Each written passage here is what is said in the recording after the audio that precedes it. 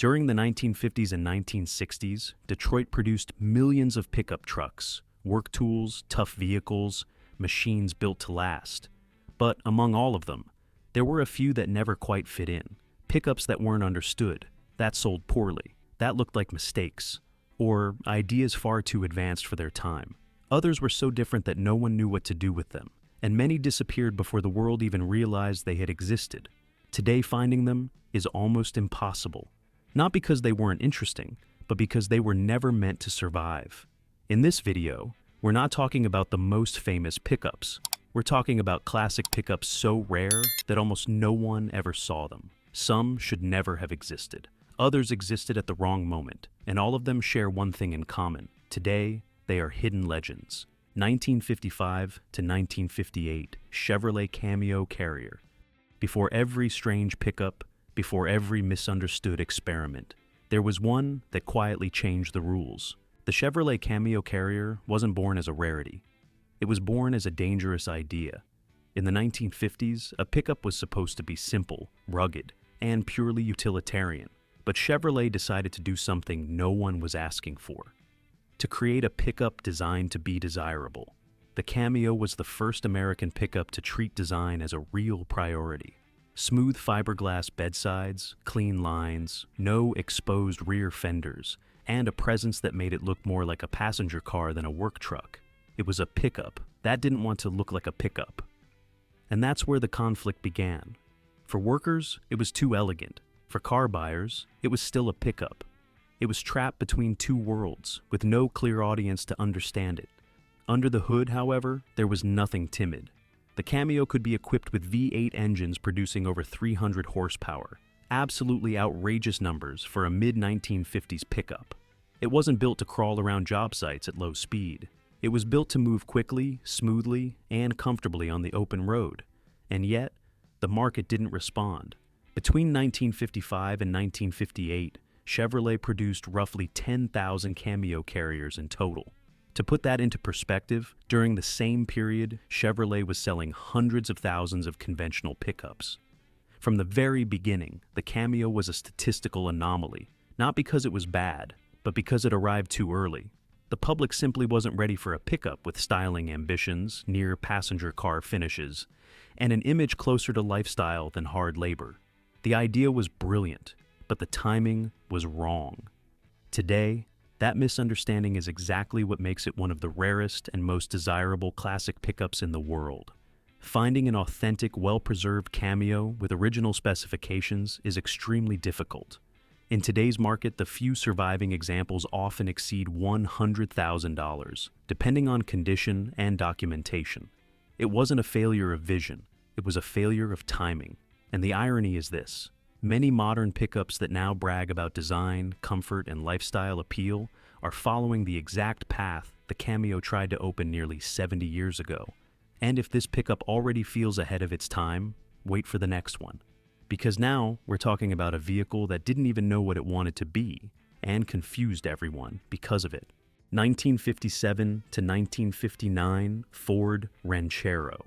After the Cameo, Ford decided to go even further away from common sense. The Ranchero wasn't exactly a pickup. It wasn't really a passenger car either. It was something that didn't even have a proper name in its own time. Ford took a conventional car platform and did something no one had asked for: chopped off the rear and turned it into a small cargo bed. The result was a vehicle that confused buyers from day one. It didn't look like a work truck, but it didn't fit the traditional idea of a family car either. It was, quite literally, a category without a category. Visually, the Ranchero sat lower, sleeker, and closer to a sedan than a classic pickup. It lacked the upright stance and rugged presence people expected from a utility vehicle. And in the 1950s, that was a serious problem. To many buyers, the Ranchero looked like an answer to a question no one had asked. Under the hood, however, Ford didn't hold back. Early Rancheros could be equipped with V8 engines producing around, and even above, 300 horsepower. Numbers more typical of performance cars than something with a cargo bed in the back. In a straight line, it was far quicker than anyone expected from a vehicle with that silhouette. But power alone wasn't enough to save the concept. Between 1957 and 1959, Ford produced just over 21,000 Rancheros in total. That's not a tiny number, but it's extremely low compared to Ford's usual production volumes of the era. For the company, the message was clear. The market didn't know what to do with this vehicle. The Ranchero didn't fail because of engineering. It failed because of identity. Workers didn't see it as a real pickup. Car buyers didn't want to haul cargo. And the result was a vehicle stuck in no man's land. Today, that early confusion is exactly what makes it so fascinating. Early Rancheros are rare, difficult to find in original condition, and highly valued by collectors who understand what Ford was trying to do, far too early. In today's market, a well-preserved late 1950s Ford Ranchero typically sells for between $60,000 and $100,000, depending on condition, configuration, and authenticity. 1956 to 1959. Studebaker E-series. After two ideas that confused the market, we arrive at a pickup that puzzled buyers for a very different reason. The Studebaker E-series didn't look like an American pickup, and from the very beginning, that was its biggest problem. In an era dominated by boxy shapes, heavy chrome, and imposing presence, Studebaker chose a completely different path. Clean, almost European design, smooth lines, and a silhouette closer to a passenger car than a work tool. It was a pickup, too refined for its time. While other brands competed to look bigger and tougher, the E-series projected visual lightness, balanced proportions, and a sense of modernity that clashed with the traditional image of American heavy-duty work. Inside, the experience reinforced that idea. Everything felt more civilized, more organized, less rustic. This wasn't a pickup meant for daily abuse on a farm. It was a pickup for someone who wanted utility, without giving up design. Under the hood, Studebaker offered V8 engines producing over 280 horsepower, very respectable numbers for a late 1950s pickup, especially one that didn't try to intimidate visually. That contrast between calm appearance and solid performance caused many people to underestimate it. But the market doesn't forgive what it doesn't understand. Between 1956 and 1959, Studebaker produced roughly 12,000 E-series pickups, a low figure even for a brand that was already struggling to compete with Detroit's giants. It wasn't a weak pickup. It wasn't poorly designed. It just didn't look like what people expected. Today, that difference is exactly what makes it so appealing. The E-series is rare, difficult to find in original condition, and valued by those who appreciate the alternative paths some manufacturers dared to take. In today's market, a well-preserved example typically sells for between $50,000 and $85,000, depending on condition and authenticity. And now, I want your opinion. Are you drawn to a pickup for its design, even if it doesn't look tough or traditional? Or do you believe a pickup should look rugged and utilitarian, with no aesthetic compromises? Leave it in the comments, because this divide still splits enthusiasts today. 1961 to 1963, Dodge Sweptside. If there was ever a pickup designed to divide opinions, this was it. The Sweptside wasn't misunderstood by accident. It was misunderstood because it didn't look like anything people wanted to see. In the early 1960s, Dodge made a decision that was as strange as it was risky. They took a conventional pickup and fitted it with a cargo bed, directly inspired by passenger cars. Curved sides, pronounced fins, and proportions completely disconnected from the rest of the truck. The result was visually disorienting. The front looked utilitarian, the rear looked like it came from a different car, and the whole thing made no effort to hide that contradiction. This was a pickup that didn't seek harmony, it sought differentiation. But the public wasn't kind. Many thought it was ugly, others simply didn't understand it, and most ignored it entirely. Under the hood, however, Dodge held nothing back. The Sweptside could be equipped with V8 engines producing over 300 horsepower, serious output for an early 1960s pickup. It had more than enough power to work, accelerate, and move with authority, but none of that mattered when the design triggered such rejection. The market was ruthless. Between 1961 and 1963, Dodge produced fewer than 1,000 Sweptsides in total, an incredibly low number, even for a special run model. It was quickly pulled from the lineup, almost immediately becoming a forgotten oddity. Not because it was useless, not because it was slow, but because it was simply too strange for its time. Today, that extreme rarity is exactly what makes it so fascinating. Finding an authentic Dodge Sweptside is exceptional, And when one appears, reactions are immediate. You either love it or you hate it. In today's market, a well-preserved example can easily exceed $70,000, not because of traditional beauty, but because of its scarcity and one-of-a-kind character. 1959 to 1960. Chevrolet El Camino. After the visual chaos of the Sweptside, Chevrolet decided to take a similar idea, but execute it with far more coherence. This vehicle was born as a direct response to the Ranchero, but also as a quiet correction. Chevrolet understood that the car with a bed concept wasn't absurd by itself. The problem had been how it was presented. Unlike Ford's approach, the El Camino had a more muscular, more serious presence, closely aligned with Chevrolet's late 1950s identity. It didn't feel like an improvised experiment, it felt deliberate. Visually, it was lower, wider, and more aggressive. Clear proportions, a clean silhouette, and an overall sense of solidity made it look more right, even if the concept itself was still strange to many buyers. It still wasn't a traditional pickup, but at least it knew what it wanted to be. Under the hood, the El Camino left even less room for doubt.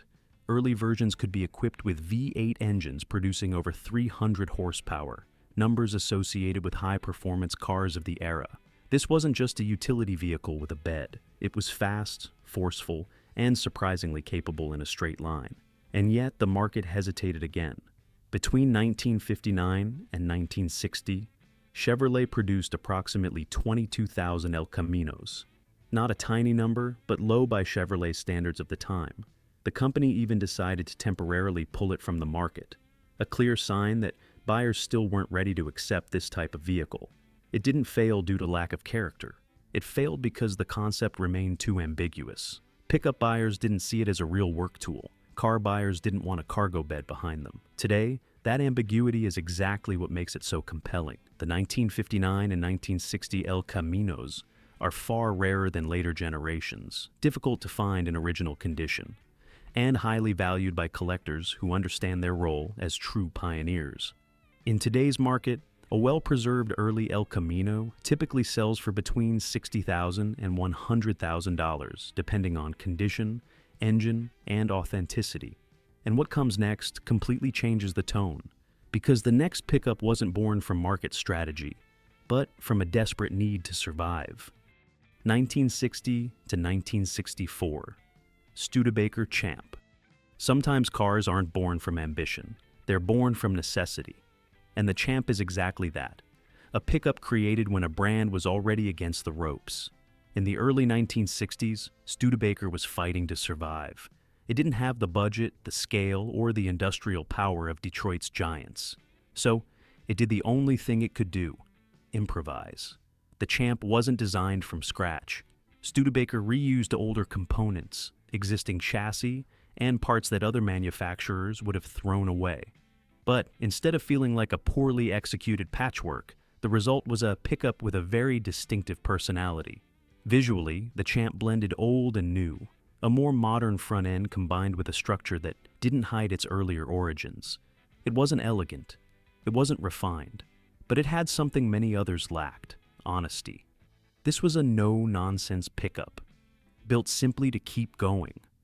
Under the hood, Studebaker offered surprisingly serious options. The Champ could be equipped with V8 engines producing up to around 280 horsepower, respectable figures for a compact pickup in the early 1960s, especially from a struggling brand.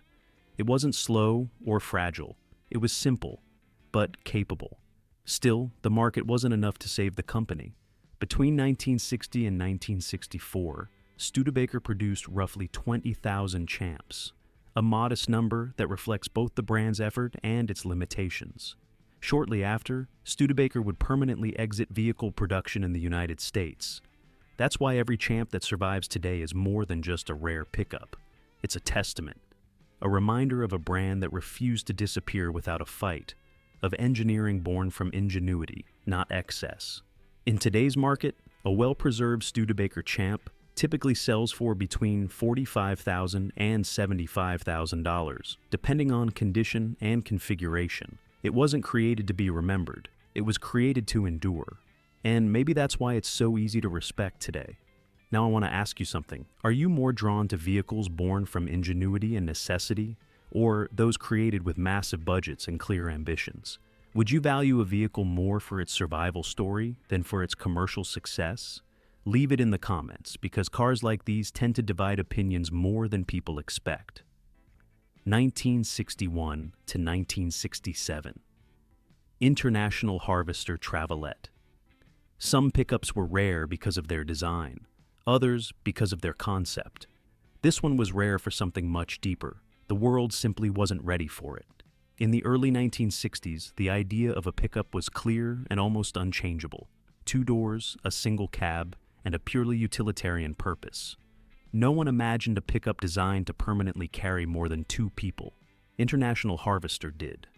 The Travelette was the first mass-produced 4-door pickup, not a prototype, not a custom conversion, a real production model, a radical idea for its time, aimed at work crews, technical teams, and very specific industrial uses. Visually, it didn't try to be attractive. It tried to be functional. Its design was large, straight, and completely honest. There were no aesthetic concessions and no intention of pleasing the general public. It was a tool built to solve a specific problem, even if almost no one had that problem yet. Under the hood, the Travelette offered V8 engines producing over 300 horsepower, very serious numbers for an early 1960s work pickup. It had enough power to move its large size, carry loads, and do so with authority that many conventional pickups couldn't match. And yet, it was ignored. Between 1961 and 1967, International Harvester produced only a few thousand Travelettes, with estimates placing total production at surprisingly low numbers for a vehicle we now consider revolutionary. At the time, there simply wasn't demand for something like this. Too big, too different, too far ahead of its time. Today, the irony is obvious. 4-door pickups dominate the modern market. They're the norm. They're expected. But in the 1960s, the Travelette was seen as an unnecessary oddity. That's why finding an authentic Travelette today is extremely rare, not only because of low production, but because many were worked hard until the end of their useful lives, with no intention of preservation. In today's market, the few well-preserved examples can easily exceed $80,000, especially due to their historical importance and status as absolute pioneers. 1963 to 1967. Jeep Gladiator. Today, the Jeep name is almost automatically associated with off-road capability, adventure, and extreme durability. But in the 1960s, that identity wasn't fully defined yet. And the Gladiator is the clearest proof of that. When it debuted in 1963, it wasn't presented as an icon. It was introduced as a large, robust, serious pickup designed to compete in a segment dominated by giants like Ford, Chevrolet, and Dodge. Jeep didn't try to be different by design. It tried to be competent. Visually, the Gladiator was restrained, almost austere. Straight lines, boxy proportions, and an overall heavy-duty feel. There was no extravagance and no clear styling ambition. It was a pickup that communicated toughness, not style, and that was part of the problem. To many buyers, the Gladiator felt too industrial, too serious, too far removed from the idea of a passenger-friendly vehicle. Under the hood, however, Jeep offered something very respectable.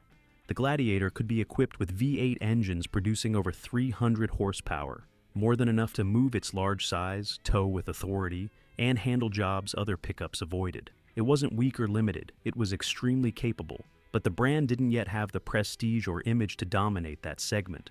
Between 1963 and 1967, Jeep Gladiator production was relatively low compared to its direct competitors. It never reached mass market volumes and for years was seen as a decent pickup, but an expendable one. Over time, Jeep would find its true identity in off-road vehicles. But the Gladiator was left behind, trapped in a transitional phase. Today, that history makes it a fascinating vehicle. It's not just a rare pickup. It's a forgotten chapter of a brand that was still searching for its place in the world. Finding a first-generation Gladiator in good condition is difficult, and its value has risen significantly in recent years. In today's market, a well-preserved Jeep Gladiator typically sells for between $60,000 and $100,000, depending on condition, configuration, and originality. It wasn't an icon at birth, it was a promise, and like many promises ahead of their time, only now are we beginning to truly understand what it represented. Now, I want to hear from you. If you had to choose just one of these rare pickups to own today, which would it be and why? The one ahead of its time, the one misunderstood for its design, or the one born simply to survive? Leave it in the comments because every choice says far more than it seems. And if you enjoyed this journey through the strangest corners of the utility world, I recommend watching the video on screen. There, we explore the most beautiful American wagons of the 1950s.